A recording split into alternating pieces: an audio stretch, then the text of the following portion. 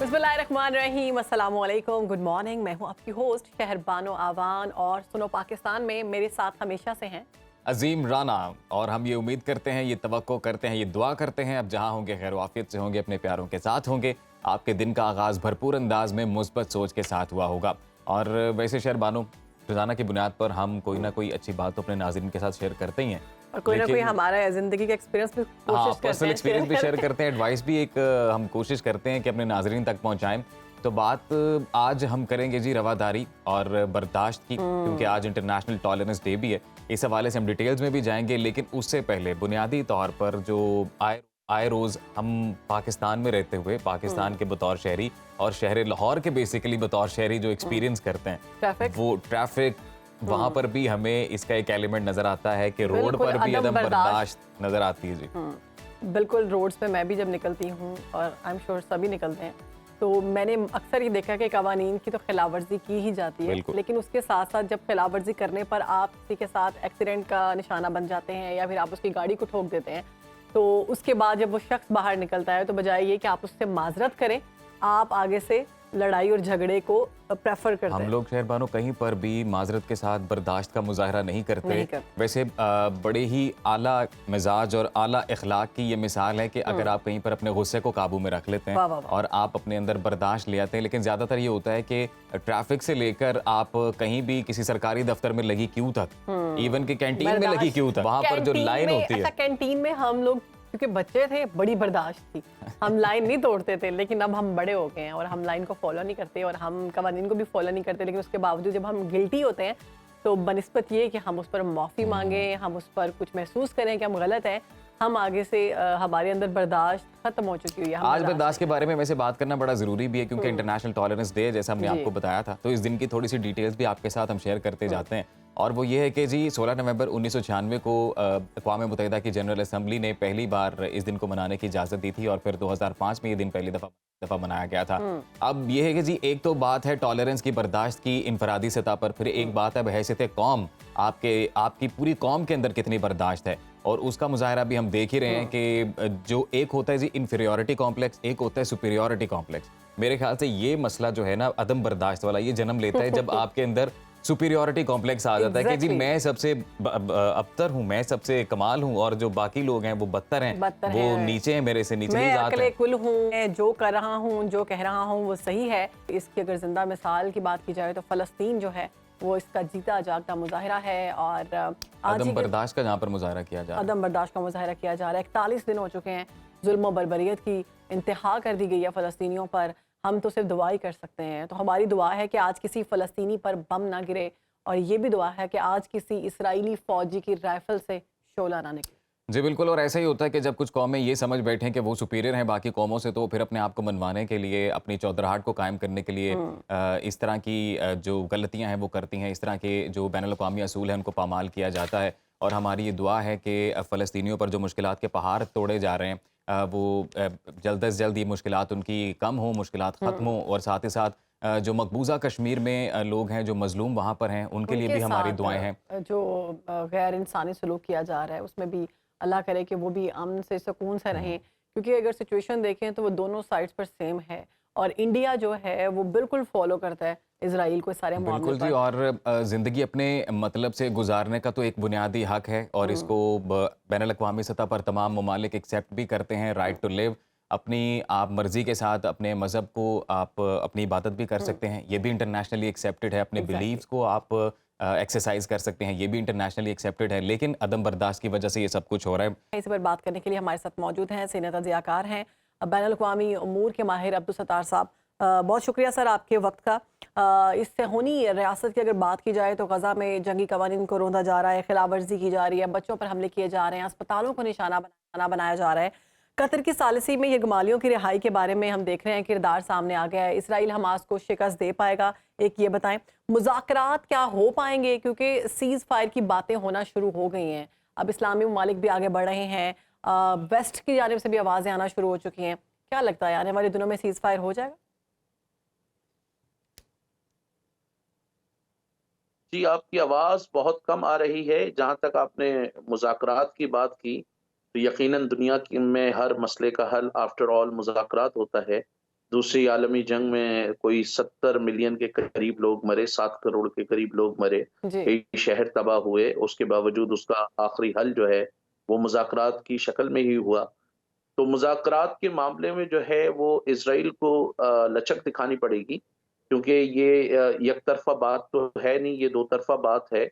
और कुछ अमरीकी हुकाम ने इस बात का इशारा दिया है कि यरग़माली बनाए जाने वाले इसराइलियों के हवाले से बातचीत हो सकती है, लेकिन वो आर्ज़ी जंगबंदी की बात कर रहे हैं। जी। ज़रूरत इस अम्र की है कि मुकम्मल तौर पर जंग की जाए और जो लोग तितर-बितर हुए हैं, उनको बहाल किया जाए, बम्बार्डमेंट को बिल्कुल ख़त्म किया जाए और अक़वाम मुत्तहिदा की निगरानी में कोई ऐसी कमेटी कायम की जाए, जो इस बात को इंश्योर करे कि वहाँ पे कोई सिविलियन कैजुअल्टी ना हो। और जब तक ये मुज़ाकरात में अमेरिका, यूरोपीय यूनियन और ताकतवर ममालिक अपना किरदार अदा नहीं करेंगे, मुज़ाकरात का इतना कामयाबी के इतने इम्कानात नहीं होंगे। उसके अलावा चीन और रूस को भी अपना असर और रसूख इस्तेमाल करना पड़ेगा, जबकि अरब लीग और मुस्लिम ममालिक को भी जो है वो आगे आना पड़ेगा।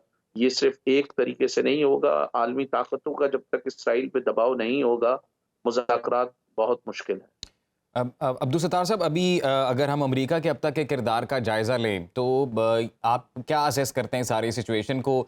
एक जानिब कहा ये जा रहा है सदर जो बाइडन की जानिब से कि गज़ा की जो ज़मीन है उसको रीऑक्यूपाई नहीं कर सकता है इसराइल दोबारा से, और टू स्टेट जो हल है वही हल है, लेकिन दूसरी जानिब असलहा भी प्रोवाइड किया जा रहा है अमेरिका की तरफ से।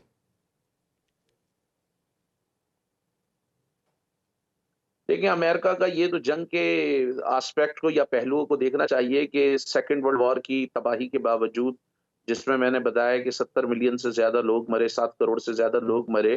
1945 से अब तक दुनिया में 248 से ज़्यादा जंगें, तसादुम और मिलिट्री कॉन्फ्लिक्ट्स हो चुके हैं। तो जंगों की एक वजह तो ये है कि मगरिबी दुनिया में जो हथियारों की कंपनीज़ हैं, उनको हथियार चलाने हैं, तो वो एक परमानेंट कॉन्फ्लिक्ट ज़ोन चाहते हैं। और जहाँ तक बात है मुज़ाकरात की, अ अ, दो टू स्टेट सॉल्यूशन में सबसे बड़ी रुकावट है, जो नेतन्याहू इज़राइली वज़ीर-ए-आज़म है, उनके साथ जो दाएँ बाजू की इंतहा पसंद क़ुव्वतें हैं, जिसमें उनके फाइनेंस मिनिस्टर हैं, उनके डिफेंस मिनिस्टर हैं और दूसरे लोग हैं। इस्राइल की हाकिम तबकात में बहुत सारे लोग इस बात पर यकीन रखते हैं कि इस्राइल का जो रक़बा है, वो काफ़ी दूर तक जाता है। उनकी नज़र ना सिर्फ़ ग़ज़ा पर और मग़रिबी किनारे पर है, बल्कि वो तो शाम और दूसरे ममालिक के भी कुछ इलाकों पे नज़र रखते हैं। तो जब तक आप टू स्टेट सॉल्यूशन उस वक़्त तक कामयाब नहीं होगा, जब तक ओस्लो अकॉर्ड की शराइत पर अमल ना किया जाए। और मेरे ख़्याल से उससे भी ज़्यादा बेहतर हल ये होगा कि इस्राइल 1967 के जो बॉर्डर्स हैं, उसके उसको जो 1967 से पहले सूरत-ए-हाल थी, उस सूरत-ए-हाल पर जाए। ग़ज़ा से सारी सेटलमेंट उन्होंने ग़ज़ा में भी सेटलमेंट बनाने की कोशिश कर रहे हैं, क्योंकि उन्होंने माज़ी में ख़त्म कर दी थी, लेकिन मग़रिबी किनारे में सेटलमेंट हैं, जो बैनुल-अक़वामी क़ानून के मुताबिक गैर कानूनी हैं। अक़वाम मुत्तहिदा हो, यूरोपीय यूनियन हो, खुद इसराइल में जो बहुत सारे बैनुल-अक़वामी क़वानीन के माहिरीन हैं, वो इस बात को मानते हैं कि जो सेटलमेंट हैं मक़बूज़ा इलाकों में, वो गैर कानूनी और अब्दुल सत्तार साहब, ये बैनुल-अक़वामी भी क़वानीन के बताइएगा कि खिलाफ हैं। यूनाइटेड तो मेरे नेशंस ख़्याल के से जो हाँ, इजलास हो रहे हैं उसमें हम तो ये देख रहे हैं कि जो करारदादें मंजूर हो रही हैं, ह्यूमैनिटेरियन पॉज़ के ऊपर तो फैसला किया जा रहा है, लेकिन सीज़ फायर की जानिब नहीं आ रहे। सीज़ फायर के लिए इस वजह से नहीं आ रहे कि ग़ालिबन इस्राइल की ये कोशिश है कि हमास का बिल्कुल ख़ात्मा किया जाए, उनकी हुकूमत को ख़त्म किया जाए, उनको बिल्कुल वाइप आउट किया जाए। और वहाँ पर वो या तो मुतबादिल हुकूमत लेकर आना चाहते हैं, या उनका इरादा ग़ज़ा पे मुकम्मल तौर पे कब्ज़ा करने का है। और माज़ी में 2007 में भी इस तरह की रिपोर्ट्स आई हैं कि ग़ज़ा का जो ऑफ़शोर है और ग़ज़ा के जो साहिली इलाके हैं, तो ग़ज़ा के साहिल में तेल और गैस के जो हैं वो रिज़र्व्स हैं। हुँ। और वहाँ पर इस्राइली हाकिम तबकात की उस पर नज़र है। माज़ी में कुछ मग़रिबी कंपनियाँ भी इस्राइली कंपनी के साथ उस पर जॉइंट वेंचर की बात करती रही हैं।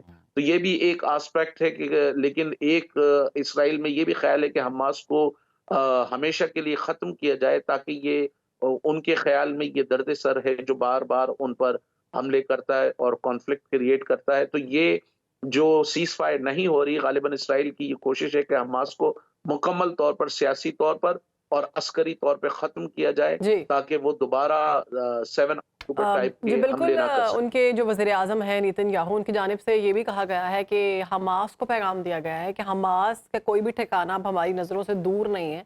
ये कहा गया था हमास की जानिब से कि हम फ़लस्तीन में एंटर नहीं हो सकते, हमने वो करके दिखा दिया।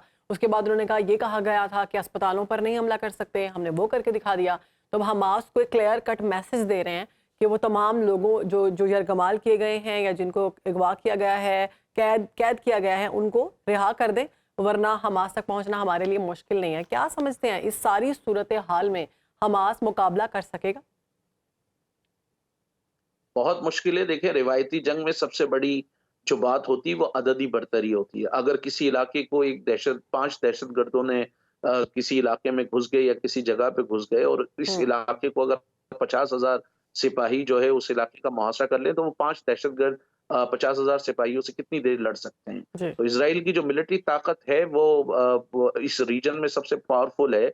उसने 48 में अरबों को शिकस्त दी, 67 में अरबों को शिकस्त दी, 73 में थोड़ा बहुत इनका जो है अरबों की पोजीशन निस्बतन बेहतर थी, लेकिन वो जो चाहे वो सिनाई डेजर्ट का मामला हो उस पे उसने इजिप्ट को शिकस्त दी। सारी अरबों की 67 की वॉर में तो उसने within no time Jordan की, सीरिया की, इजिप्ट की जो एयरफोर्स है विद इन नो टाइम उसको बहुत डैमेज पहुंचाया और बाद सूरतों में तो बिल्कुल ही उनको तबाह किया। इसी तरह 48 की वॉर में, और उसका रिजल्ट ये है कि अगर 1920 से इवन इसराइल की तख्लीक से पहले जब आबादकार यूरोप से यहाँ आ रहे थे तो हल्की फुल्की लड़ाइयां तो उसी वक्त शुरू हो गई थी। 1920 से लेकर अब तक 91,000 से ज्यादा फलस्तीनी जो है वो मारे गए हैं, जबकि जो इसराइली या यहूदी आबादकार हैं उनकी तादाद कोई 30,000 के करीब है।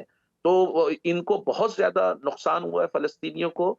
और गजा का मसला ये है, गजा में आप खाली अर्बन गोरिल्ला वॉरफेयर कर सकते हैं। हम्म। अर्बन गोरिल्ला वॉरफेयर में बहुत ज्यादा सिविलियन कैजुअलिटी होंगी, क्योंकि गजा ना वियतनाम है, ना वो जाफना है श्रीलंका की तरह, ना वो कोलंबिया है कि जहां पर जंगल हो, ना वो अफगानिस्तान है जहां पे पहाड़ हो। तो गोरिल्ला जंग जो मैदानी इलाकों में है वो नहीं जीती जा सकती।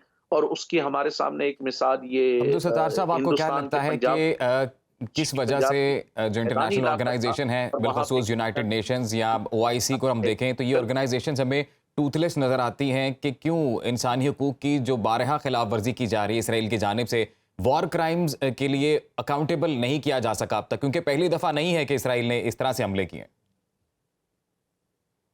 देखें, इसराइल पर जंगी जराइम का मुकदमा सिर्फ उसी वक्त चल सकता है जब दुनिया भर के अवाम उनके खिलाफ खड़े हों। मैं अमूमन ये बात कहता हूँ कि अमेरिका ने जो वियतनाम की जंग हारी है वो वियतनाम के जंगलों में नहीं हारी है, वो अमरीकी यूनिवर्सिटीज में आ रही है। हम्म। वो वहां पर जो मार्टिन लूथर किंग और दूसरे लोगों ने जंग की मुखालफत की, बैन अवी तौर पे उस जंग की मुखालफत हुई। यूरोप में बड़े बड़े नोबेल प्राइज होल्डर, बड़े बड़े फनकार, बहुत सारे दानिश्वर, बहुत सारे सियासतदान, उन्होंने जंग की मुखालफत की। इस वक्त भी यूरोप में जो बाज़मीर लोग हैं वो सड़कों पे निकल रहे हैं। आप देखें, जस्टिन ट्रूडो से लेकर जी।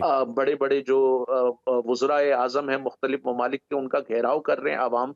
तो अवाम को ये प्रेशर बरकरार रखना चाहिए, ज्यादा से ज्यादा लोगों को सड़कों पे आना चाहिए। खुद इसराइल में जो बाज़मीर शहरी हैं उनको अपनी, और वहां पर भी इसराइल में भी ऐसे लोग हैं जो इस सारी जंग की जी। मुखालफत कर रहे हैं। अमेरिका और यूरोप में बहुत सारे अब तो ऐसे दुनिया भर यहूदी से इस तरह की आवाज़ें उठना शुरू हो गई हैं और लोगों की जानिब से एहतजाज किए जा रहे हैं। इवन खुद ये जो यहूदी हैं उनकी जानिब से भी फ़लस्तीन का साथ दिया जा रहा है और फ़लस्तीन का परचम बुलंद किया जा रहा है। बहुत शुक्रिया अब्दुल सत्तार साहब, आप हमारे साथ थे, आपने बेहद दिया इस सारे मामले पर। और इसी इशू के ऊपर लेटेस्ट डेवलपमेंट भी अपने नाज़रीन के जी, साथ जी। शेयर कर दें कि अभी जो ताज़ा डेवलपमेंट है उसके मुताबिक यूनाइटेड नेशन सिक्योरिटी काउंसिल में जो इजलास हुआ उसके अंदर ह्यूमैनिटेरियन पॉज के लिए जो करारदाद है उसको मंजूर किया गया है। अलबत्ता तौर पर रशिया ने खुद को एब्सटेन किया है इससे, क्योंकि वो कह रहे हैं कि ये ह्यूमैनिटेरियन पॉज के लिए की गई है, सीज़ फायर के लिए नहीं की गई। और यूके ने, बरतानिया ने खुद को अलहदा किया है, क्योंकि वो कहते हैं कि हम टू स्टेट सोल्यूशन पे बिलीव करते हैं। ये लेटेस्ट अपडेट है जी। ठीक है। और और अभी इसके हम अलावा वैसे भी आवाज़ें उठ रही हैं, आयरलैंड की जानिब से भी आवाज़ उठाई गई है कि ये जो सारा मामला है इसको रोका जाए और इसराइल जो है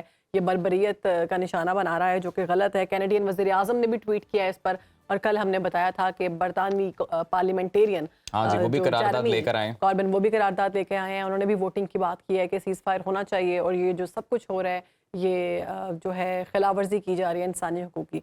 तो अभी हम ले रहे हैं ब्रेक के बाद हाजिर होंगे। आपने कहीं जाना नहीं, देखते रहिए सुनो पाकिस्तान।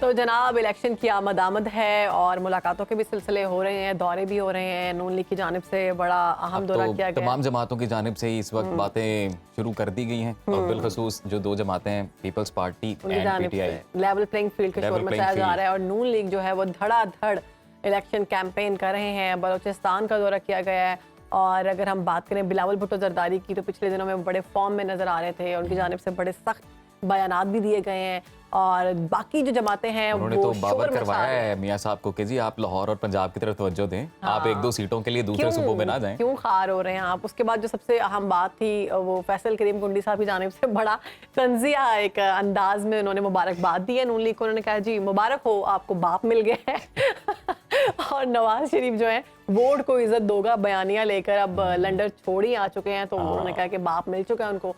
पीपल्स पार्टी और तहरीक इंसाफ के जो इल्जामात हैं नून लीग पर वो भी सामने आ रहे हैं कि ये जो हैकिंग वो पार्टी दोनों है, परेशान, लाडले दोनों हैं, जमातें परेशान भी जरा दिखाई दे रही है ना। दिखाई दे रही हैं। और अच्छा अब मजे की बात है कि नून लीग की जानिब से जो सामने बयानात आए हैं वो ये हैं कि हमारा जो बलूचिस्तान का दौरा है वो कामयाब है। तो अजीम कामयाब है दौरा?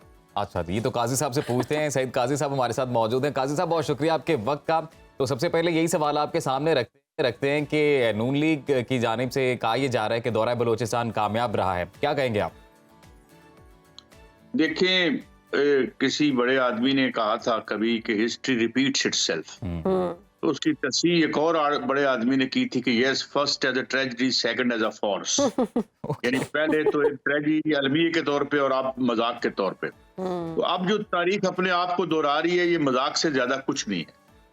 लड़ाई जो थी मुस्लिम लीग नून की और पीएमएलएन की, किसी जमाने में बड़ी हद तक रियल थी, दुरुस्त थी, बेसिस और बुनियाद पे जो है वो नजरियात थे। अब जो है इक्तदार की दौड़ है और इक्तदार की दौड़ में जो ताकतवर हल्के हैं वो जाहिर है जिस पे मेहरबान है वो सब नजर आ रहा है। मगर किस कीमत पर? किस कीमत पर? कीमत क्या है कि अब आपका सारा सियासी जो स्ट्रक्चर है वो एक मजाक बन के रह गया। अब बिलावल भुट्टो साहब और पीएमएलएन हमें ये बावर करवाना चाहते हैं कि वो बहुत बड़े पहलवान हैं इस सियासत के और उनकी लड़ाई बड़ी रियल है। Who would believe that? कौन मानेगा इस बात को? बात यह है कि आप जहां कन्वीनियंस होती है इकट्ठे होकर मिलकर गवर्नमेंट बना के मौजें करते हैं, सरकारी पेट्रोल पे दौरे हो रहे होते हैं, ठेके जो है वो दिए जा रहे होते हैं, लिए जा रहे होते हैं। और अब चूंकि इलेक्शन आ गया है तो अब एक पार्टी को अपोजिशन और एक को जो है वो खेलना है। अब ये हमें ये बावर करवा रहे हैं कि हम सच्ची मुच्ची की अपोजिशन है। हम बड़े सख्त नाराज हैं पीएमएलएन से, वो लेवल प्लेइंग फील्ड नहीं दे रही। वो कह रही जी हम तो दे रहे हैं।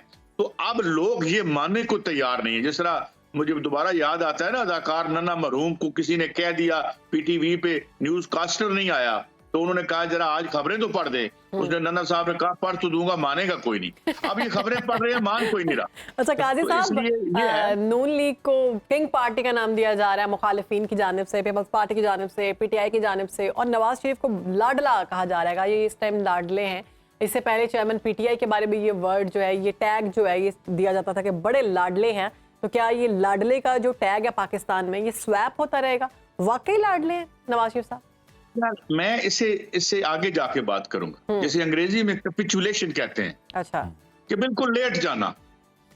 देखिए ना, वो जो कहते हैं ना हमने सियासत कुर्बान कर दी, रियासत सियासत तो खैर थी कोई नहीं इनकी, वही प्रो एस्टेब्लिशमेंट सियासत थी। और जो एक तहरीकें थी उस वक्त, जो तहरीकें थी उनको दबाने के लिए इनकी तख्लीक की गई थी। गमलों में इनके पौधे लगाए गए थे। ये 77 से ये खेल हम देख रहे हैं।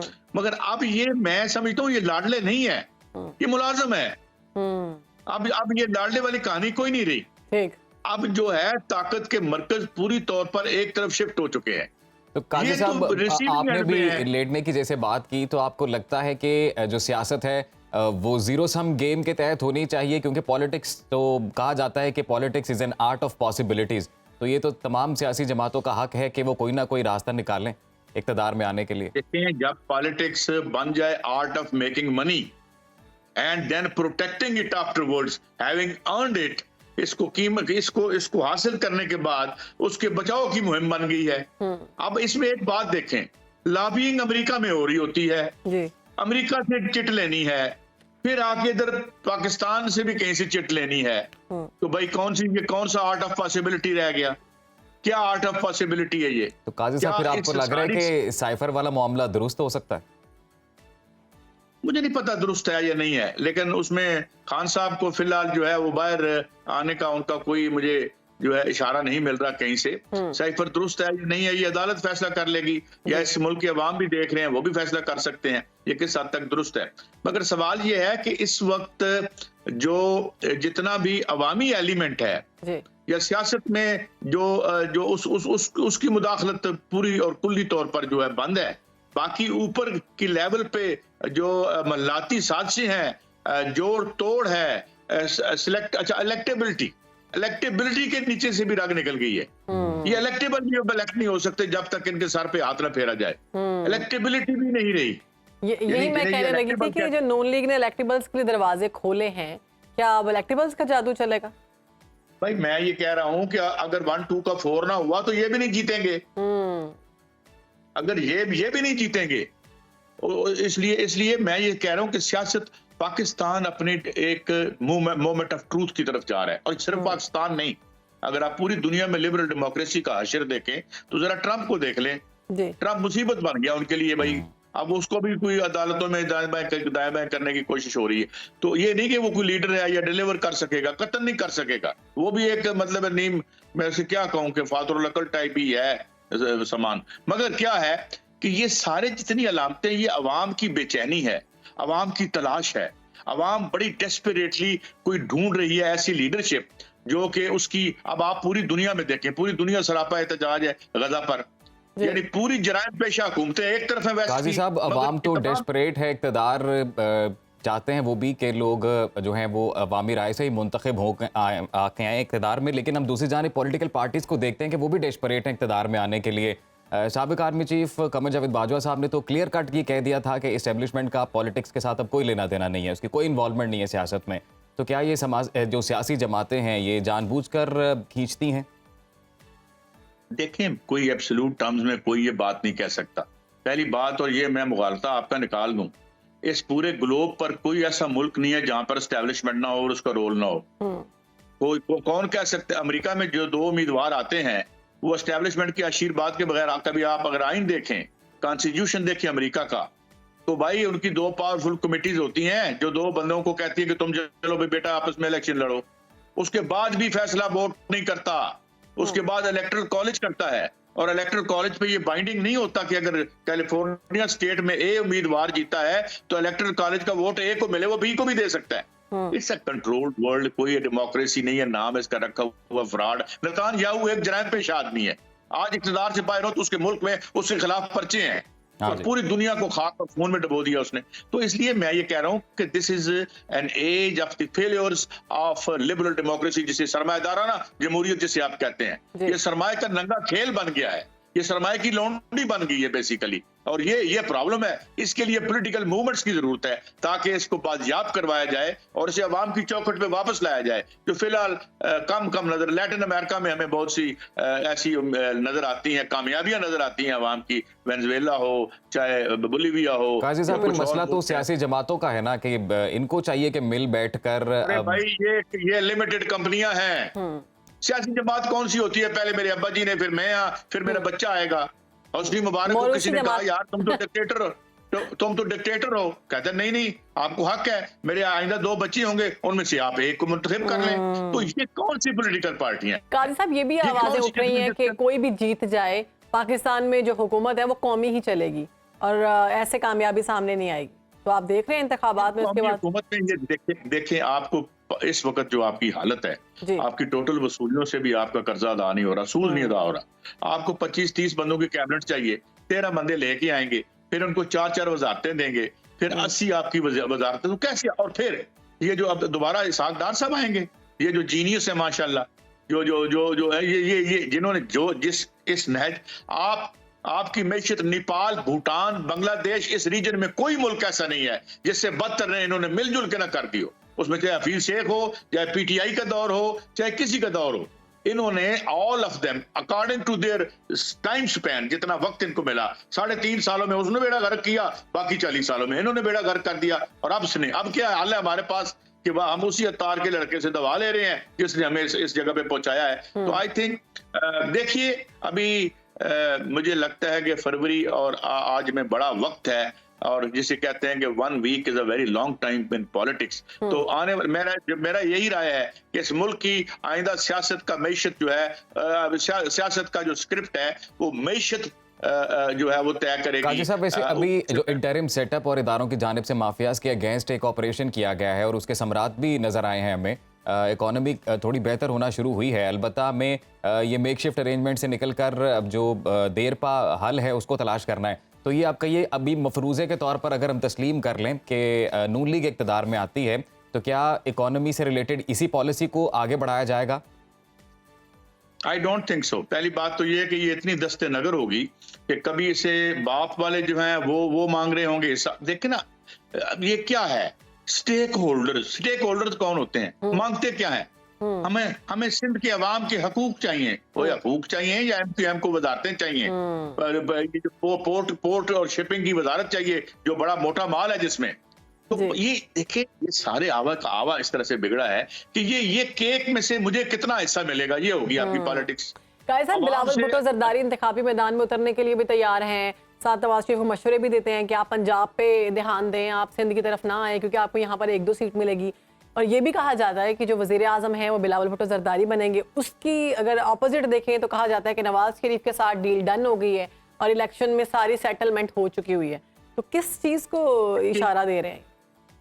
देखिए, ये पावर स्ट्रगल गोइंग ऑन है, लिक्विड सिचुएशन है, सियाल सिचुएशन है। इसमें कोई ऐसा पर्सपेक्टिव आप बना नहीं सकते। इन्हें ये डेली की बुनियाद पे फैसला करते हैं, शाम को फैसला नाकाम हो जाता है। एक बंद गली में पाकिस्तान की रूलिंग एलीट बंद गली में आके खड़ी होगी। अब इन्हें समझ नहीं आती, ये लोग एज फैसला करते हैं, फिर दीवार पे चढ़ने की कोशिश करते हैं, फिर नीचे गिर जाते हैं। उसकी वजह क्या है? उसकी वजह यह है कि एक तो इन्होंने इकोनॉमिकली इस मुल्क को बैंकरप्ट कर दिया।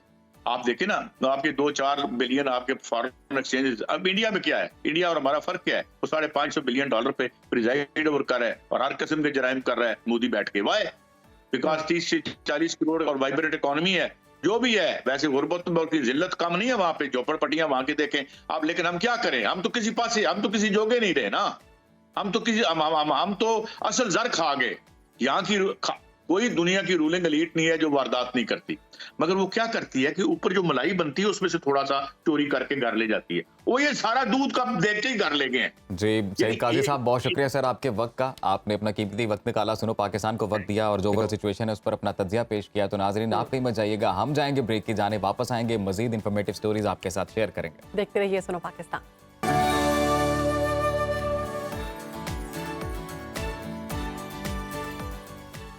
तो जी अब टाइम हो गया है बड़े ही दिलचस्प सेगमेंट का। अब हम बात करेंगे ख्वाबों की। तो जब ख्वाबों का जिक्र करें तो फिर जाहिर है पाकिस्तान का जिक्र करना बहुत जरूरी है। लजीज पाकिस्तानी ख्वाबें तो वर्ल्ड फेमस है। आप दुनिया में कहीं भी चले जाएं, किसी मुल्क में चले जाएं, कोई आसानी नहीं। एग्जैक्टली। और आप उनको मतलब उनका जायका और उनमें एक अपनायत का एहसास महसूस होता है। शायद हमारे अपने खाने हैं। अच्छा, वैसे एक बात है, हम शायद पाकिस्तानी इस वजह से शायद जब भी सो के उठते हैं और नाश्ता ज़हन में आता है ना, तो नाश्ते में पाए ज़हन में आते हैं, लाहौरी खाबे ज़हन में आते हैं। लेकिन अगर आप लाहौर में रहते हैं तो फिर अगर आपने हनीफ पाए नहीं खाए तो फिर आपने कुछ नहीं खाया। आपने खाए? वो कहते हैं जिन्हें लाहौर नहीं देखा और जमया नहीं, तो जिन्हें हनीफ नहीं खाया वो कख नहीं खाता उन्हें। चले देखते हैं कि कितने मजे के पाए हैं। मिल के खाते हैं जी हनीफ के पाए।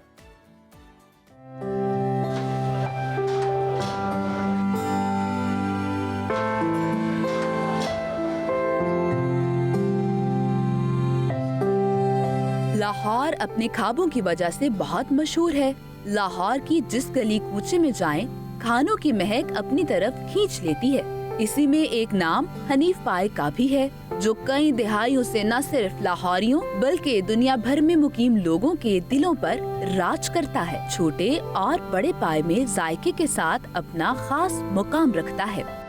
स्पेशली नाश्ते के हवाले से फिर हम लोग स्पेशली इसको यानी प्लान करके तो सुबह जल्दी उठ के तो यहाँ पे आया जाता है और अच्छा नाश्ता और फिर हनीफ का डेफिनेटली हम ऑल द वे मतलब DHA से मॉडल टाउन वॉक करने गए, वहाँ से इसका नाश्ता करने आए। बचपन से खाते आ रहे हैं और आज भी वैसे ही टेस्ट है। हनीफ पाए मजंग टेम्पल रोड पर मौजूद हैं, जहां सूरज के निकलते ही शहरियों का रश लग जाता है, जहां सभी देसी नाश्ता एंजॉय करने पहुंचते हैं। मोहम्मद हनीफ के बेटे आतिफ हनीफ कहते हैं कि आज भी हम पाए खुद पकाते हैं ताकि जायके में फर्क न आए। ये काम तो मेरे वाले साहब ने शुरू किया था 1962 से, और 97 से मैंने इस चीज़ को साथ में अगेन उनके शुरू किया है। टेस्ट को जो मेंटेन रखना है ना, वो सबसे बेहतरीन ये चीज़ है कि वो पहले कुकिंग मेरे वाले साहब करते थे, मैंने उनसे सीखा और अभी मैं खुद करता हूँ। इसके अंदर कोई कॉम्प्रोमाइज़ नहीं होता कि हम लोग किसी अपने वर्कर के ऊपर छोड़ दें कि वो आके करें। शाम के टाइम जब बॉयलिंग का सेशन होता है उस वक्त अबू खुद बैठे होते हैं, अपने सामने सारा काम वगैरह करवाते हैं, अपने हाथ से इनके अंदर वो मसाले वगैरह डालते हैं, और रात को जब कुकिंग का होता है उस वक्त मैं खुद होता हूँ। तो इसलिए इसके अंदर जब आप किसी चीज़ में कॉम्प्रोमाइज़ नहीं करेंगे तो आपका टेस्ट बिल्कुल भी चेंज नहीं होगा। वैसे तो बहुत सी नाश्ता पॉइंट्स हैं, मगर हनीफ पाई ने अपना मुनफरिद मुकाम बनाया जो आज भी लोगों के दिलों में कायम है।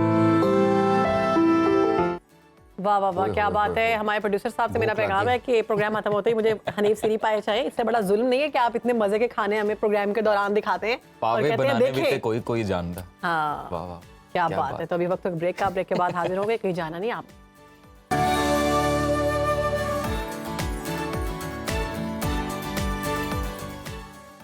तो नाज़रीन, आपको पता है कि जी महंगाई दिन ब दिन बढ़ती जा रही है, और जैसे जैसे महंगाई बढ़ रही है, इन्फ्लेशन में इजाफा हो रहा है, वैसे ही वक्त के साथ साथ परेशानी में भी इजाफा हो रहा है। बिलखुसूस जो हमारी नौजवान नस्ल है वो एक मायूसी का शिकार नजर आती है। ड्रेन की कैफियत है, हर कोई इस मुल्क से फरार होना चाहता है, लेकिन हल क्या है इसका, इस हवाले से सभी परेशान है कि क्या सोचें, क्या हल निकालें। पहले ये ट्रेंड था कि घर में एक शख्स कमाता था, सब बैठकर खाते थे, लेकिन अब पाकिस्तान में भी ये ट्रेंड आना शुरू हो गया है कि हर शख्स कमाएगा तो ही गुजारा होगा। और टेक्नोलॉजी का दौर है, सोशल मीडिया का दौर है, इसको इस्तेमाल किया जाए। उम्मीद की किरण है ना इस सारी सिचुएशन में, तो जो लोग आपने घर से परेशान बाहर नहीं नहीं होना। निकल सकते। हाँ, परेशान नहीं होना आपने। सबसे पहले तो जो लोग घर से बाहर नहीं निकल सकते वो घर बैठकर टेक्नोलॉजी, सोशल मीडिया की मदद से पैसे कमा सकते हैं।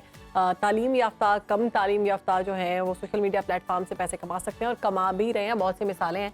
तो उसी तमाम और मर्द और खवातीन बराबर मेहनत करके इसमें कमाई कर सकते हैं घर बैठे। मुख्तलिफ ऐप्स हैं, मुख्तलिफ सोशल मीडिया के प्लेटफॉर्म्स हैं जिसके जरिए आप घर बैठे बड़ी ही अच्छी इनकम कमा सकते हैं। और इसी पर बात करते हैं, हमारे साथ digital media expert Asad Baig साहब आज सुनो पाकिस्तान में मौजूद हैं।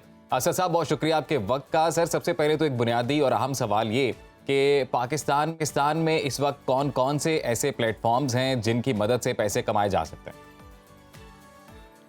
देखें, सबसे पहली बात तो ये है कि थोड़ा सा हम इसको क्लैरिफिकेशन कर लें कि हम सोशल मीडिया प्लेटफॉर्म्स की बात कर रहे हैं और डिजिटल मीडिया प्लेटफॉर्म्स की बात कर रहे हैं, क्योंकि ये दो डिफरेंट चीज़ें हैं। अच्छा, आप जो बात कर रहे हैं वो सोशल मीडिया प्लेटफॉर्म्स की बात है। अब सबसे बड़ी बात तो ये है कि बहुत सारे लोग आपके जानते होंगे, और अगर नहीं जानते तो मैं उनके लिए बता दूं कि पाकिस्तान में एक बहुत बड़ा होम बेस्ड वर्कर्स की कैटेगरी है। होम बेस्ड वर्कर्स वो लोग होते हैं, खवातीन स्पेसिफिकली, जो घर पे काम कर रही होती हैं, प्रोडक्ट्स बना रही हैं, सो ऑन।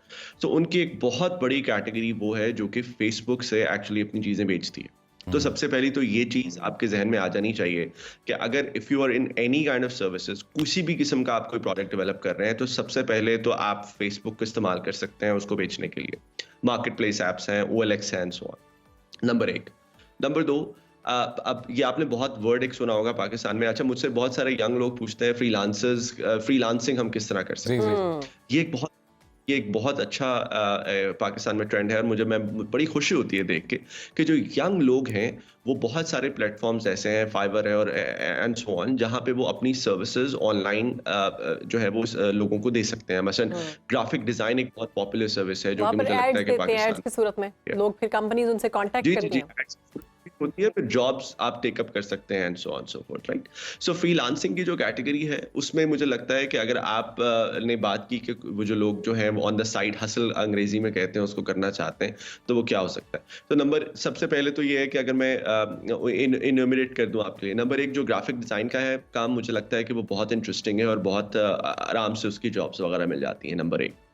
नंबर 2 जो है कंटेंट राइटिंग बड़ी पॉपुलर है आजकल, चुनाचे के ChatGPT और बाकी प्लेटफॉर्म्स, AI बेस्ड प्लेटफॉर्म्स ऐसे आ गए हैं जो कि राइटिंग अप कर देते हैं, लेकिन फिर भी content writing, specifically technical writing जो है वो बहुत उसकी जो है लुक्रेटिव जॉब्स होती हैं, ऑनलाइन अवेलेबल होती हैं, जो कि फ्रीलांसर्स पाकिस्तान में उठा सकते हैं। मैं बहुत सारे यंग लोगों को ऐसे जानता हूँ जो कि पिछले 5-6 साल से काम करें, they are earning very good money for themselves.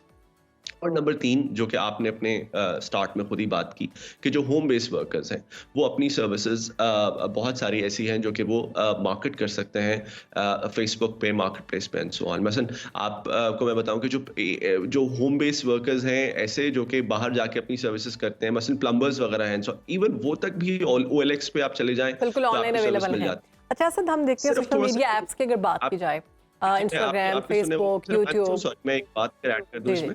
जी जी सिर्फ ये होता है कि लोगों को ये पता होना चाहिए कि इससे कितना फर्क पड़ सकता है जी कि आपने अगर ऑनलाइन मार्केटिंग की है तो उसका कितना फायदा हो सकता है आपके काम के लिए। ठीक। अच्छा सोशल मीडिया ऐप्स की अगर बात की जाए, Instagram, Facebook and like YouTube, Snapchat। TikTok, Snapchat, यहाँ से भी, स्नैपचैट का तो मुझे नहीं आइडिया, लेकिन बाकी जो प्लेटफॉर्म्स हैं लोग यहाँ से पैसे कमा रहे हैं, तो इसमें कोई मोनेटाइजेशन का कोई प्रोसेस होता है, कैसे कमा सकते हैं, इसमें थोड़ा मुआवजा कीजिए। जी, इसमें मोनेटाइजेशन का प्रोसेस होता है। वो कंटेंट वो वाले स्पेसिफिकली प्लेटफॉर्म जो कि पाकिस्तान में मोनेटाइज कंटेंट को कर रहे हैं, उसमें सबसे बड़ा प्लेटफॉर्म यूट्यूब है फिलहाल, जी। जहां पे आप कंटेंट क्रिएट कर सकते हैं और उससे पैसे कमा सकते हैं। अच्छा, एक तो मैं थोड़ा सा डिस्करेज करना चाहूंगा यहाँ पे लोगों को आपके प्रोग्राम की तवज्जुह से कि बहुत सारे लोग ऐसे सेंसेशनल कंटेंट बना के उसको मोनेटाइज कराने की कोशिश करते हैं यूट्यूब से एंड सो ऑन। उसका कोई फायदा नहीं होता क्योंकि यूट्यूब वो मोनेटाइज करता नहीं है, उल्टा आपकी जो रेपुटेशन है वो खराब होती है। जी उसका एक बहुत आसान तरीका ये है कि आपके बहुत सारा नॉलेज डेटाबेस भरा पड़ा है इंटरनेट पे, राइट? एस्ट्रोनॉमी है, फॉर इंस्टेंस बिजनेस की चीज़ें हैं, स्पीकिंग कल्चर, बहुत सारी चीज़ें। सो अगर आप थोड़ी सी रिसर्च करके अपनी रिसर्च बेस्ड वीडियोस बनाना शुरू करें, स्पेसिफिकली ऐसी जो कि एक कम्युनिटी को केटर करती हो, तो मुझे लगता है कि आप बहुत कम टाइम में अपने चैनल को पॉपुलराइज कर सकते हैं। और अगेन मैं ऐसे बहुत सारे लोगों को जानता हूँ जो कि जिनके पास ना सिर्फ ये कि अपना कैमरा तक भी नहीं है और वो घर पे बैठ के रिसर्च करते हैं और इंटरनेट बेस्ड वीडियोस बनाते हैं। अच्छा, इसमें कोई एल्गोरिदम का भी कोई मामला होता है कि अगर आपने एक दिन वीडियो जी, अपलोड की है तो उसी दिन एल्गोरिदम का उसी मामला टाइम पे ये आपने अपलोड करनी है? जी, एल्गोरिदम का सबसे बड़ा तो ये होता है, जो उसमें जो कंसर्न होता है, नंबर 1 कि उनके कम्युनिटी स्टैंडर्ड्स को आप फॉलो करते हैं। सही है, कम्युनिटी स्टैंडर्ड्स में बहुत सारी चीज़ें आती हैं, उसकी हेटफुल कंटेंट है, अब आप बहुत सारे वर्ड्स इस्तेमाल नहीं कर सकते, कुछ ऐसी खतरनाक चीज़ें हैं, मसलन वेपन्स वगैरह को आप नहीं दिखा सकते and what not, liquor items नहीं दिखा सकते, बट सो बहुत सारी चीज़ें ऐसी हैं जो कि लोगों को पता नहीं होता। नंबर अच्छा असद, ये भी बताइएगा कि पाकिस्तान की जो नौजवान नस्ल है उसकी एक बड़ी तादाद है और दुनिया जितनी तेज़ी से डिजिटलाइज हो रही है, कितना ज़रूरी है हमारी बिलखसूस नौजवान नस्ल के लिए कि जो रिवायती रोज़गार के ज़राए हैं उनको थोड़ा सा इग्नोर करके स्किल्स को डेवलप किया जाए और डिजिटल प्लेटफॉर्म्स के ज़रिए पैसे बनाए जाएं? कितना ज़रूरी है और कौन से ऐसे ज़राए हैं कि जहां इन स्किल्स को आसानी से डेवलप किया जा सकता है? देखिए, आपके सवाल का सबसे आसान जवाब मैं ये दूंगा कि उसको आप इग्नोर नहीं करेंगे, आप उसको इंटीग्रेट करेंगे। ठीक है, जो आपकी फिजिकल काम आप कर रहे हैं, अगर आप उसको डिजिटल में इंटीग्रेट कर लेंगे तो वो आपका बहुत बेनिफिशियल होगा। नंबर 1। नंबर 2, जो आप बात कर रहे हैं वो बड़ा इंपॉर्टेंट आपने सवाल किया है कि कौन से प्लेटफॉर्म्स हैं। देखिए, ये समझना जरूरी है कि किस किस्म का काम आप कर रहे हैं और वो किस किस्म का प्लेटफॉर्म है। मसलन यूट्यूब का पाकिस्तान में हमें पता है कि जो डेटा बताता है वो बताता है कि तकरीबन 15 मिनट ऑन एन एवरेज पर यूजर पर डे उस पे लगाता है। सही है, यूट्यूब पे लगाता है, लेकिन टिकटॉक पे एक्चुअली 25 मिनट लगाता है। जी। तो आप अगर कोई ऐसा कंटेंट या ऐसी कोई मैसेजिंग जो कि आप छोटे टाइम में कर सकते हैं, क्योंकि टिकटॉक पे बहुत ज्यादा टाइम नहीं होता आपके पास, तो आपको प्रॉब्ली टिकटॉक पे शिफ्ट हो जाना चाहिए। लेकिन अगर कोई वैसा फीचर कंटेंट आप बनाना चाह रहे हैं जिसमें आप कुछ सेकंड्स में बात नहीं कर सकते, तो YouTube is the best platform. तो वही बात है कि आपको या कोई चीज अगर आप सेल करना चाह रहे हैं, कुछ बताना चाह रहे हैं किसी चीज के बारे में, तो प्रॉब्ली मैं यूट्यूब को प्रेफर नहीं करूंगा। उसके लिए फेसबुक मार्केट प्लेस या OLX एंड सो ऑन, उस पर मुझे जाना पड़ेगा। तो आपको थोड़ा सा ये अंदाजा होना चाहिए कि अच्छा, जो आपने सवाल किया वो उसका मैं बहुत क्विकली एक जवाब दे दूं। एक अंग्रेजी की टर्म है जिसको हम कहते हैं डिजिटल लिटरेसी। जी। उसका मतलब ये है कि आपने डिजिटल सर्विसेज को किस तरह इस्तेमाल करना है अपने फायदे के लिए और उससे कितना बेनिफिट अपने लिए हासिल करना है। अनफॉर्चुनेटली मुझे लगता है वो डिजिटल लिटरेसी बहुत कम है हमारे माशरे में अभी। एग्जैक्टली मैं ये सवाल आपसे पूछने वाली थी असद के लोग सोशल मीडिया पर कंटेंट भी बना रहे हैं, लेकिन बहुत सा कंटेंट ऐसा है जो कि गलत कंटेंट है, वल्गर चीज़ें सामने लेकर आते हैं जो कि मुआशरे के लिए अच्छा नहीं है। न्यू जनरेशन जो है वो भी वो चीज़ें सारी यूज़ कर रही है, तो इस सब को रोका जा सकता है? इस पर कोई रिस्ट्रिक्शन लगाई जा सकती है? टिकटॉक से लेकर फेसबुक तक, यूट्यूब तक हम देखते हैं कि बहुत डिफरेंट तरह के कंटेंट भी सामने आ रहे होते और इसी के साथ मेरा भी सवाल कनेक्टेड, क्योंकि टाइम कम है, कि जब कंटेंट हम ये डिसाइड करना चाहें कि अपना चैनल किस तरह के कंटेंट को हमें बनाना चाहिए जिससे हम कमाई कर सके, तो वो किस तरह से इंतखाब किया जाना चाहिए उसका? दोनों बड़े अच्छे सवाल हैं, लेकिन मैं कोशिश करूंगा कम से कम टाइम में जवाब दूं। नंबर एक, देखिए रेगुलेशन इंपॉर्टेंट है, प्रोटेक्शंस अगर आप उसको कहें तो वो हार्म्स से जो प्रोटेक्शंस हैं वो इंपॉर्टेंट है।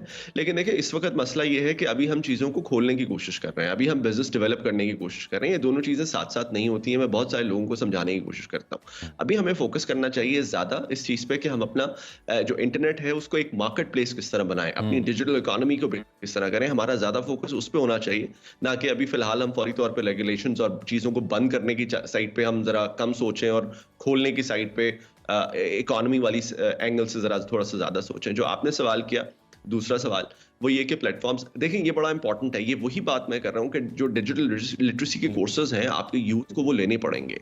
अनफॉर्चुनेटली मुझे लगता है कि कुछ ऐसे अच्छे ऑनलाइन प्लेटफॉर्म्स हैं, गवर्नमेंट ने जो इनिशिएटिव शुरू किए हैं मुझे बड़ा पसंद आए थे वो, बट द पॉइंट इज कि वो बहुत छोटे स्केल पे, ये बड़े स्केल पे होना चाहिए। कॉलेजेस में, स्कूल्स में, ये जब तक डिजिटल लिटरेसी की बात नहीं होगी तब तक ये जो हम बातें कर रहे हैं सिर्फ बातें ही रह जाएंगी।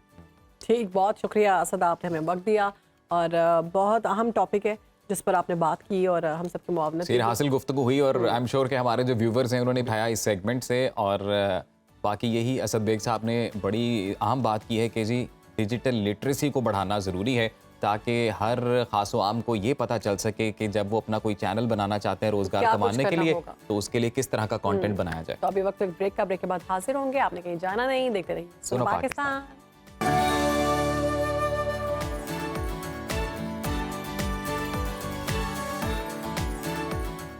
Welcome back after the break. और अहम सेगमेंट है जी, प्रोग्राम में आगे बढ़ते हैं, बात करते हैं सेहत से मुतल्लिक। और ये एक अहम इशू है। तो मेडिकल के शोबे में रेडियोलॉजी रीढ़ की हड्डी की हैसियत रखता है और इसकी अहमियत से कोई इनकार नहीं कर सकता है। मेडिकल में इनकलाब बर्पा करने वाले 128 साल कदीम शोबे रेडियोलॉजी की मदद से फौरी और बर वक्त मर्ज की जाँच पड़ताल की कीमती इंसानी जानों को बचाया जा सकता है। आजकल के जदीद दौर में दुनिया रेडियोलॉजी में तरक्की करके कहाँ से कहाँ पहुँच गई है, मगर पाकिस्तान में बीमारियों की तशखीस आज भी सबसे बड़ा मसला है, क्योंकि मर्ज की बर वक्त और फौरी तशखीस ना होने की वजह से हर साल लाखों अफराद मौत के मुंह में चले जाते हैं। तो शोबा तिब में रेडियोलॉजी कितनी अहमियत की हामिल है और इसको मजीद कैसे मौसर बनाया जा सकता है, इस हवाले से आज हम बात करते हैं। तो इसी पर बात करने के लिए हमारे साथ मौजूद हैं रेडियोलॉजिस्ट और assistant professor doctor Wajiha Imran Andrabi Sahiba. Welcome to सुनो पाकिस्तान। कैसे हैं आप? अस्सलाम वालेकुम सबको मेरी तरफ से पहले तो अस्सलाम वालेकुम। वालेकुम सलाम। ये बताएं कि ये रेडियोलॉजी है क्या, काम किस तरह से करती है, क्योंकि अमूमन लोगों को इसके बारे में नहीं पता। बहुत ही अच्छा सवाल है, क्योंकि ये एवरीडे क्वेश्चन है। अगर कहीं पे भी फॉर एग्जांपल अगर मैं अपनी मिसाल दूं और मैं कहीं चली जाऊं और वो मुझसे पूछते हैं कि जी आप किस चीज़ की डॉक्टर हैं, तो अगर मैं उनको कहूँ कि मैं एक रेडियोलॉजिस्ट हूँ तो आम लोगों को ये बात नहीं समझ में आती कि रेडियोलॉजिस्ट होता क्या है। बेसिकली रेडियोलॉजी एक ऐसी फील्ड है, तिब का एक ऐसी शाख है जिसमें इमेजिंग के ज़रिए हम पेशेंट्स के अंदरूनी अज़ा का मुआयना करते हैं। ओके। अब हमारे पास डिफरेंट मोडालिटीज़ हैं, या आप ये कह सकते हैं कि डिफरेंट एनर्जी वेव्स के थ्रू हम इस चीज़ को स्टडी करते हैं। अब एक्सरे है, अल्ट्रासाउंड है, सीटी है और एमआरआई है। तो आजकल के दौर में जहाँ इतनी तरक्की हो गई है तो अल्ट्रासाउंड बेसिक इमेजिंग मोडालिटी बन गया, जो कि सेफ बेस्ड है, जिसमें हम किसी भी जगह की जो है वो मुआयना कर सकते हैं। और वो डिफरेंट शोबों को केटर करती है, चाहे वो मेडिसिन की फील्ड हो, सर्जरी की हो, ऑब्स्टेट्रिक्स एंड गायनी है, क्योंकि हमारे पास हर शोबे से रिलेटेड जो है वो मरीज़ आते हैं। अगर सर्जरी से है तो वो हमने उनको ये बताना होता है कि पेट के अंदर कोई मसला है, या वो जिगर, लबलबे या कोई आंत का इशू है या तिल्ली का इशू है, तो वो सारी चीज़ें जो है वो बेहतरीन तौर पर। डॉक्टर साहब, अब हमारे जो व्यूवर्स देख रहे हैं यकीनन उनके जहन में भी यही सवाल होगा, क्योंकि मेरे अपने जहन में यही सवाल है। जी। और वो ये है कि जी बुनियादी तौर पर जब भी कोई शख्स कोई इशू फील कर रहा है, वो अपनी बॉडी में कोई प्रॉब्लम फील कर रहा है, तो फर्स्ट लाइन ऑफ एक्शन अब क्या होना चाहिए? उसको फौरी तौर पर डॉक्टर के पास तो जाना ही चाहिए। बिल्कुल। लेकिन अब अगर वो कोई ज़ाहरी बीमारी नहीं है, अब वो कोई अंदरूनी बीमारी है, तो उसको फौरी रेडियोलॉजिस्ट से कंसर्न करना चाहिए। अच्छा, बात दरअसल ये है कि रेडियोलॉजिस्ट जो है ना वो बेसिकली उस पे सारे डिपार्टमेंट्स जो हैं वो इन्हिसार कर रहे होते हैं। ठीक है, तो एक बैकबोन की वैल्यू है, या आप ये कह सकते हैं कि रेडियोलॉजिस्ट इज कंसिडर्ड कि वो एक कैप्टन ऑफ द शिप है, क्योंकि उसने सही सिम्त का तयन करना है। तो अगर आपको किसी किस्म का भी कोई आर्जा है तो पहले तो आपने कंसर्न फिजिशियन के पास जाना है, क्योंकि वो सबसे बेसिकली जो फिजिशियन जो है वो मेडिसिन से रिलेटेड है या कुछ ऐसे है। फिर वो आपको आपकी कंसर्निंग जो आपके प्रेजेंटिंग कंप्लेंट्स हैं उसके हिसाब से आपको उनके वो माइंड में कुछ डायग्नोसिस अपना बनाएंगे, कुछ पॉसिबिलिटीज होंगी। अब इस चीज़ की कंफर्मेशन जो है वो रेडियोलॉजिस्ट करेगा। हम पाकिस्तान में देखते हैं कि जो बीमारियों के बारे में तशखीस बिल्कुल। वो वक्त पर नहीं होती। डॉक्टर्स टेस्ट करते हैं लेकिन वो सामने नहीं आता और बहुत सारे लोग जो हैं वो टेस्ट करवाते हुए दुनिया से चले जाते हैं। तो इसकी क्या वजह है? देखिए, एक तो ये बात है कि आपका जो फिजिशियन है उसने माइंड में क्या सोचा है और उसने आपको क्या जो है वो रेफरल कहाँ भेजा है और कौन सी इमेजिंग आपको दी है, उसकी आपको ज़रूरत है भी कि नहीं। क्योंकि देखिए कई दफ़ा जो है मरीज़ इस स्टेज पर आता है कि बहुत सारी जो हैं वो पॉसिबिलिटीज़ आप सोच सकते हैं। अब वो सोजिश से लेके ट्यूमर तक कुछ भी हो सकता है। तो उसके लिए तो बेहतरीन मतलब आपके पूरे पाकिस्तान में रेडियोलॉजिस्ट जो अच्छे रेडियोलॉजिस्ट हैं, क्योंकि ये एक स्पेशलिस्ट एक फील्ड है। तो अब अगर रेडियोलॉजिस्ट उस पाए का नहीं होगा कि उसको पता चल सके कि क्या है, तो वो डायग्नोसिस नहीं करेगा और ना ही वो उसको उस कंसेक्यूटिव फील्ड। डॉक्टर साहब, पाकिस्तान में इस वक्त क्या सिचुएशन है रेडियोलॉजी बतौर शोबे की अगर हम बात करें तो किस तरह के रेडियोलॉजिस्ट हैं और फिर मशीनरी बिलखसूस जो हमारी, क्योंकि ज़्यादातर आवाम सरकारी अस्पतालों में जाती है, वहाँ पर क्या सिचुएशन? देखिए अभी भी पहले से तो हालात बहुत बेहतर हैं और अभी भी बतदरीज तरक्की के जो है हम उसमें अभी भी हम हैं। अगर हम अपना कंपैरिजन करें प्राइवेट जो हॉस्पिटल्स हैं, जाहिर सी बात है उन्होंने वो नई मशीनें लाकर जाहिर सी बात है लोगों को बेहतर फैसिलिटी प्रोवाइड करते हैं। सरकारी अस्पतालों में अभी भी ये इन प्रोसेस है। ये नहीं मैं कह रही कि बिल्कुल नहीं है, अब तो पिछले 5 सालों में बहुत बेहतरी आई है, क्योंकि जाहिर सी बात है वर्कलोड उनके ऊपर ज़्यादा है, पेशेंट का लोड ज़्यादा है और फिर आवाम को बेहतर केटर करने के लिए वाकई काम हुआ है सरकारी तौर पे भी। और जितनी जिद्दत हम नई मशीनरी में लाएंगे उनके इस्तेमाल को बरोएकार लाकर ही हम लोगों की मदद। अच्छा, जैसे कि हम पाकिस्तान में जो हमारे नॉर्मल जो हम देखते हैं माहौल ये क्रिएट हुआ है कि लोग भागते हैं टेस्ट करवाने से। डॉक्टर जो है वो टेस्ट लिख देते हैं और ये कहा जाता है कि मैं टेस्ट नहीं करवाऊंगा या करवाऊंगी क्योंकि कोई बीमारी निकल आई तो क्या बनेगा और क्या पता कुछ भी ना हो और मेरे पैसे ज़ाया हो जाए आगे कुछ नहीं निकलता। तो इस सब में क्या करना चाहिए? एक तो ये मैसेज दे दें, दूसरा कैंसर की बीमारी में रेडियोलॉजिस्ट या रेडियोलॉजी कितना अहम किरदार अदा करता है? देखिए, एक तो बात यह है कि अब ये इसमें डिफरेंट स्कूल ऑफ थॉट्स हैं। कुछ लोग ऐसे होते हैं जिनको साइकोलॉजिकली होता है कि वो हर साल अपने टेस्ट कराते हैं। हाँ, अब वो कुछ तो बेसिक आप क्या समझते हैं? अच्छी बात है करवाने देखिए, चाहिए। अगर सेल्फ अवेयरनेस होना तो बहुत ही अच्छी बात है। कई दफ़ा ऐसे भी होता है कि जैसे फॉर एग्जांपल पिछले दिनों में ये ब्रेस्ट अवेयरनेस प्रोग्राम हुए हैं। अब कई लोगों ने सिर्फ अपनी, ये मैं मिसाल के तौर पे बता रही हूँ कि 40 या 50 से ऊपर उन्होंने वैसे ही अल्ट्रासाउंड इमेजिंग कराई और लोगों को पता चला कि वाकई कोई एक छुपा हुआ कैंसर पड़ा है और वो इतनी इब्तदाई स्टेजेस पे होता है कि अगर वो वक्त पे उसका इलाज हो जाए तो जानें बच सकती हैं। तो अवेयरनेस होना बहुत ही अच्छी बात है। हाँ, ये और बात है कि आपके फिजिशियन ने आपको पूरी एक लिस्ट लिख के दे दी है। जाहिर सी बात है जो कंसर्निंग कुछ तो बेसिक हैं। अब अल्ट्रासाउंड उसमें बेसिक टेस्टों में ही आता है कि अगर कोई इंसान को किसी जिस्म के किसी हिस्से में दर्द है तो उसका मुआयना बेहतरीन हो सकता है। अब चाहे वो पट्टे हों, मसल्स हों, सर से पाँव तक रेडियोलॉजिस्ट किसी भी जगह की जो है वो इमेजिंग करते हैं। ये भी कहा जाता है कि आप अगर अल्ट्रासाउंड करवाते हैं या फिर आप रेडियोलॉजिस्ट के पास जाते हैं तो वो जो जिससे टेस्ट किया जाता है वो जो रेज हैं वो इंसानी बॉडी के लिए अच्छी नहीं है। नहीं, अल्ट्रासाउंड जो है वो बिल्कुल सेफ है। बल्कि हमारे पास सबसे बड़ी जो इसकी मिसाल ये है कि हामला औरतें जो होती हैं, जो प्रेग्नेंट लेडीज हैं, उनकी हम इमेजिंग करते हैं। बुकिंग विजिट पे उनके स्कैन प्रेग्नेंट खवातीन के बारे में ये एक मिथ है या फिर ये एक सोच बनाई गई है कि आप मत करवाएं जरूरत के अलावा, क्योंकि ये जो है आपके बच्चे के लिए ठीक नहीं है। अब फिर भी कई लोगों को तो जैसे ग्रोथ स्कैन्स जिनके होते हैं, जिनका मसला होता है कि भी बेबी की जो ग्रोथ है वो प्रॉपर फीटल वेलबींग के लिए कईयों के वीकली स्कैन्स होते हैं। तो ये इसमें ऐसी कोई बात नहीं। हाँ, जाहिर सी बात है ज़रूरत के हिसाब से अगर आपको वाकई आप किसी मतलब प्रॉब्लम में हैं तो ऑब्वियसली स्कैन कराना बिल्कुल भी। डॉक्टर साहिबा, बहुत शुक्रिया आपके वक्त का और बड़ा मिनट था ये वाला। और इस सेगमेंट में ये बात करने का मकसद ये था कि एक्सपर्ट से ही हमारी आवाम ये जान ले कि एक्सरे कराना कोई खतरनाक चीज़ नहीं है या कोई भी टेस्ट कराना कोई खतरनाक चीज़ नहीं, बल्कि वो करवाने चाहिए डॉक्टर्स की और रिकमेंडेशन यहाँ पर ले रहे हैं हम ब्रेक के बाद हाजिर होंगे। अल्लाह हाफ़िज़, कहीं जाना नहीं आप।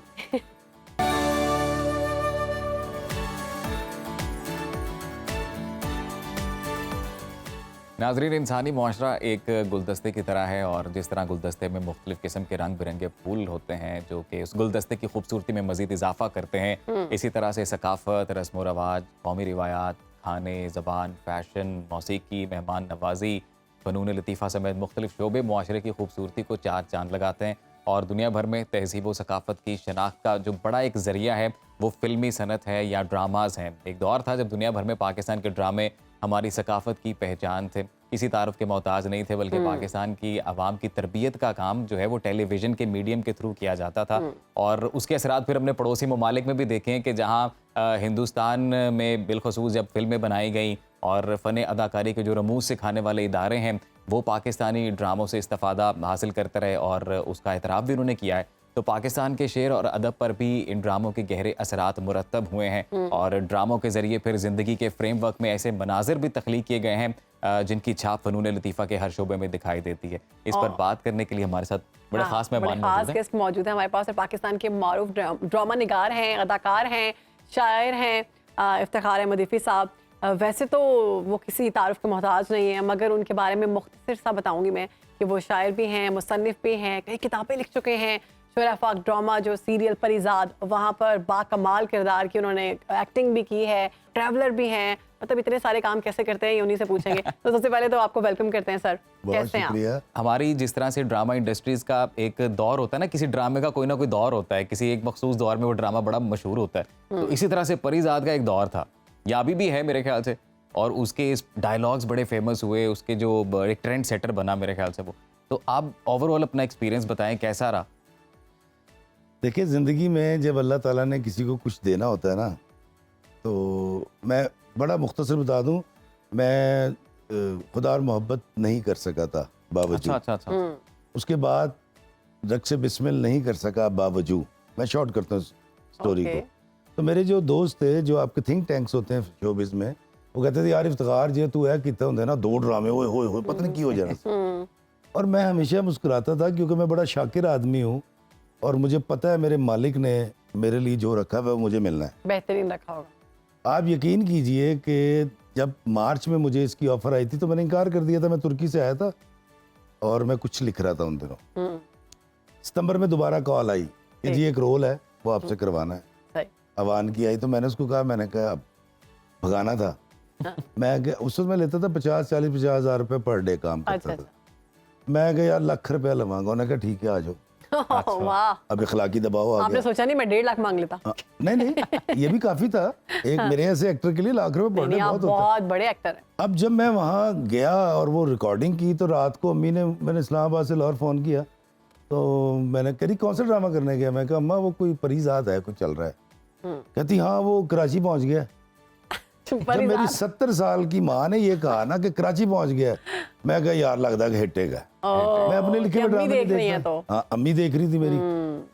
वो फिर अल्लाह ताला ने जो इज्जत दी। मैं सिर्फ इसको इतना कहूँगा कि सच्ची मुच्ची हैरत गुम कर देने वाली शोहरत मेरे पास है, मुझे बताइए। अच्छा, आप लिखते बहुत अच्छा हैं, तो इसकी मतलब आप लिखते भी हैं, फिर आप एक्टिंग भी इतनी अच्छी कर लेते हैं और आप ट्रैवलर भी हैं, ये सारा कुछ कैसे मैनेज करते हैं? बड़ा शॉर्ट सा करके आपको बताता हूँ। मैं आया था एक्टिंग करने। मैंने गोयते इंस्टीट्यूट से 2 साल का डिप्लोमा 94 में किया। मैं ट्रेंड एक्टर हूँ। मैंने 3 साल पढ़ाया। ठीक। नॉर्वेजियन एकेडमी है, एक बहुत बड़ा राइटर है वहाँ का, इप्सन एकेडमी, और PNCA की तरफ से शाकिर अली म्यूजियम लाहौर में पढ़ाया भी। मैं गरीब आदमी था, मैं मशहूर होने का शौक था खुदनुमाई का। वो इशफाक साहब मिल गए, आजम खुर्शीद साहब मिल गए और डॉक्टर सजाद साहब मिल गए। उन्होंने कहा लिखा कर। हमारे घर में लाइब्रेरी थी, पढ़ता रहता था मैं। आज भी कुछ मिल जाए मैं पढ़ना शुरू कर देता। तो पता ये चला जब पढ़ता लगाया कि भाई अगर लिखने की तरफ आ जाओगे और बिकने लग गए तो गुर्बत दूर हो जाएगी, पैसे आएंगे। एक्टिंग के अंदर कख नहीं लबना। 10 साल हो गए थे, छोटे छोटे रोल मिलते थे। आप PTV के पुराने ड्रामे देखे ना, तो कहीं मैं आपको नारे लगाता नजर आऊंगा, कहीं मैं आपको चौक में जो माइम कर रहे होते ना, सही कहते ओए इफ्तिखार आवाज नहीं आनी चाहिए। अच्छा जी। फिर आप बताते हो उसको मैं टीवी पे आऊंगा। हाँ। और वो कहते थे तू तो आया ही कोई नहीं, वो तो पीछे खलोता सी। तो वो फिर मैंने क्योंकि गुर्बत से लड़ना था, जिम्मेदारियां थी, तो मैंने कहा लिखना शुरू करते हैं। तो पहला ड्रामा पीटीवी पे एक 25 मिनट का मेरा चला था, नज़म से लिपटी कहानी में काशिफ निसार डायरेक्टर थे, वसी शाह प्रोड्यूसर थे, और आजम खुर्शीद साहब की नज़म थी हक। ना हक मैंने कान पड़ी आवाज़ सहारे उम्र गवा दी, उसकी कहानी बनाई। वाह। उस पे जब पहली बार 5 या 4 हज़ार रुपए मिले तो मैं पागल हो गया। मैं कहा वो पहला दिन है। हाय। 2007 की बात है या 8 की। उसके बाद फिर मैं लिखने की तरफ। और आपने आपकी एक नज़म जो बड़ी मशहूर हुई थी, मैं लोगों से मोहब्बत में अनाज छोड़ देता हूँ, हाँ ये सुनना चाहेंगे हम आपसे। जी बिल्कुल, वो ऐसे है कि मैं लोगों से मोहब्बत में अनाएं छोड़ देता हूँ, वाह, वफाएं याद रखता हूँ, जफाएं छोड़ देता हूँ, क्या बात। खुले रखता हूँ दिल के रास्ते नाराज लोगों पे, मैं वापस आने वालों की खताएं छोड़ देता हूँ। वाह वाह वाह वाह। बहुत शुक्रिया। मैं सब लोगों से मिलता हूँ, अदब से बात करता हूँ, ये शोहरत और बुलंदी की हवाएं छोड़ देता हूँ। और शेर देखिएगा कि तकब्बुर शोर करता है, करो तजलील लोगों की। तकब्बुर शोर करता है, करो तजलील लोगों की, मैं अपने नफ्स की सारी सदाएं छोड़ देता हूँ। मैं अपने नफ्स की सारी सदाएं छोड़ देता हूँ। और आखिरी शेर है कि कोई दिल को दुखाए मुस्कुरा के बात करता हूँ। वाह वाह वाह। कोई दिल को दुखाए मुस्कुरा के बात करता हूँ, नबी को याद रखता हूँ, खताएं छोड़ देता हूँ। नबी को याद रखता हूँ, खताएं छोड़ देता हूँ। मैं लोगों से मोहब्बत में अनाएं छोड़ देता हूँ, वफाएं याद रखता हूँ, जफाएं छोड़ देता हूँ। वाह वाह वाह। इफ्तिखार साहब, आप जो लिखते हैं उसमें इंसान को मौजू बनाते हैं, मुआशरे की सकाफत को मौजू बनाते हैं, तो क्या सोच सबसे पहले आपके दिमाग में उठती है, कैसे ऑब्जर्व करते हैं, और ऐसा कोई इंसिडेंट, ऐसा कोई वाक़या जो आप बताना चाहें कि जिसने सबसे पहले आपको सोचने पर मजबूर किया हो या कुछ लिखने पर मजबूर किया हो? मैं बहुत पहले से लिख रहा हूँ। मैं छोटा सा था, मुझे जब मतालिब नहीं पता थे उस वक्त हाफिज़, मोमिन, गालिब, अजबर थे, क्योंकि अम्मा को शौक था शायरी का, तो हमारे घर में लाइब्रेरी थी, पढ़ता था। मुझे नहीं पता मैंने लिखना इसका मतलब है आपको गुट्टी में मिली है ये चीज़? हाँ, आप कह सकती हैं। आप ये देखें कि मैं जब छोटा था, मेरी फुप्पो, हमारे रिश्तेदार मुख्तलिफ पाकिस्तान के शहरों में रहते थे, तो एक किताब कापी मिलती थी इतनी सी, 5 पैसे की के 4 पैसे की जी। मैं पहले सफ़े पे लिखता था प्यारी फुप्पो जान, और आखिरी पेज पे लिखता था आपका मक्खन मलाई भतीजा इफ्तिखार इफ़ी। So cute। और ये खत होता था मेरा। Sweet। लेकिन सब बच्चे लिखते थे। हाँ, जब बड़ा हुआ तो माँ बाप, यकीनन आपके अंदर जो अच्छाइयाँ हैं सारी, इसकी ये पनीरी आपके माँ बाप ने बोई है। ऐसा ही। बिल्कुल। उसके बाद कोई उस्ताद मिलता है, मुझे इशफाक साहब मिल गए, मुझे आजम खुर्शीद साहब मिल गए, यावर रियाज साहब मिल गए, डॉक्टर सियाज साहब जैसे लोग मिल गए, तो अब वो उन्होंने हाँ किस तरफ ले आए। तो एक चीज़ बड़ी अच्छी तरह घर से ही पता लग गई थी। देखें, जो गरीब होते हैं ना, उसकी इज़्ज़त नफ्स सबसे ज़्यादा मजरूह की जाती है। मेरे किसी भी व्लॉग से, किसी डायलॉग से, किसी कहानी से मैं इज़्ज़त नफ्स मजरूह नहीं होने देता किसी इंसान। मेरे पेज पे भी आके कोई अगर अब्यूज़ भी कर दे ना, तो मैं लिखता हूँ अल्लाह तुम्हारा भला करे। मैं जानता हूँ कि सामने वाले की इज़्ज़त नफ्स क्या है। तो मुझे बाबा जी इशफाक साहब ने बड़ी अच्छी तरह अज़बर करवा दिया था कि यार काका, जेड़ा सामने बैठा है ना बंदा, यदि इज़्ज़त नफ्स मजरूह नहीं कर। फिर एक वाक़या भी हुआ मेरे साथ, कुछ 10 साल पहले मैं शदीद डिप्रेशन में चला गया था। खैर, इन सारी चीज़ों को मिलाकर समझ ये आया कि जब पड़ता लगाया तो पता ही चला कि यार सामने वाला मुझसे ज़्यादा मोतबर है। आप दोनों, ये कैमरामैन, ये वायरमैन, ये मेरे से ज़्यादा काबिल एहतराम है। ये सर आपने बड़ी खूबसूरत बात की है, और इस चीज़ की रियलाइजेशन होना ही बहुत बड़ा कमाल है अपने अंदर। आज का दिन भी जो है वो वर्ल्ड टॉलरेंस डे है, तो ये अच्छा, उसके लिहाज से बड़ी जबरदस्त बात की आपने। तो इसी पर हम एक ब्रेक ले रहे थे। हम लोग ब्रेक से वापस जब आएंगे, इफ्तिखार साहब से मजीद बात करेंगे, और बात होगी सकाफत की, पाकिस्तानी ड्रामा इंडस्ट्री की बिलखसूस। तो आप कहीं मत जाइएगा, देखते रहिए सुनो पाकिस्तान।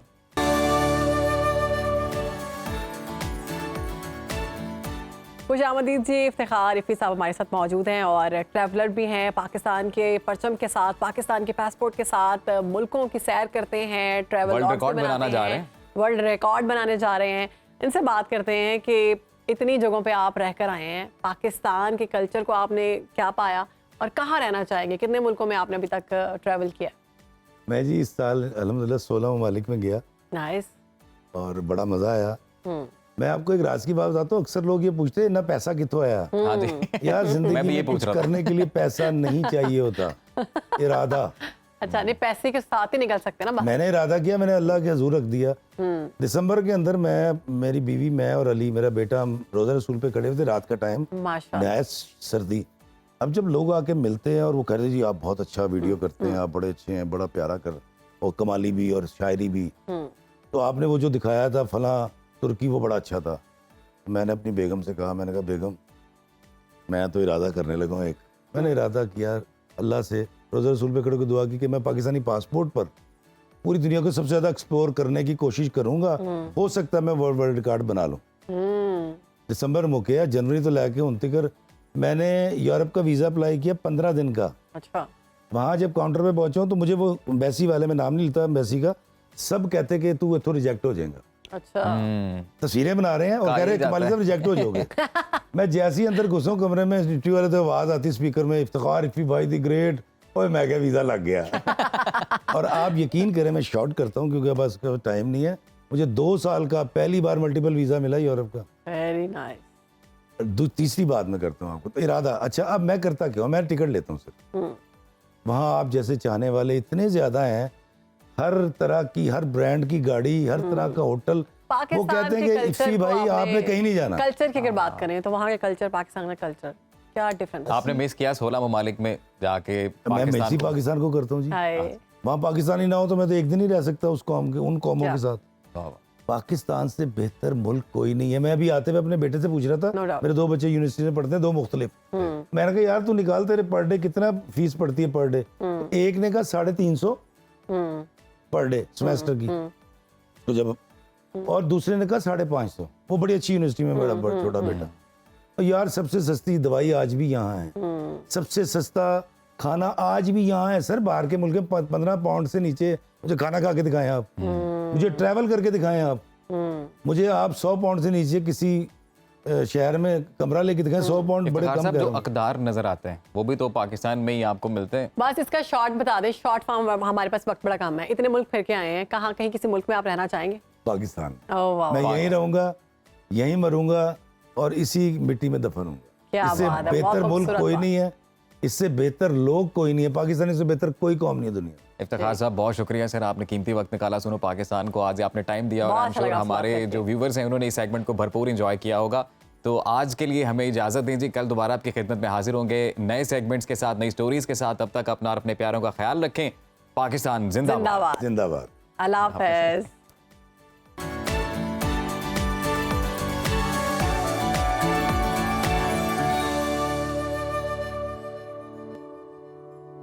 बाखबर रहिए हर जगह हर वक्त बर वक्त। अभी सुनो न्यूज का यूट्यूब चैनल सब्सक्राइब करें और बेल आइकन पर क्लिक करें और जानिए मुल्की और गैर मुल्की हालात व वाक़यात यकीन के साथ।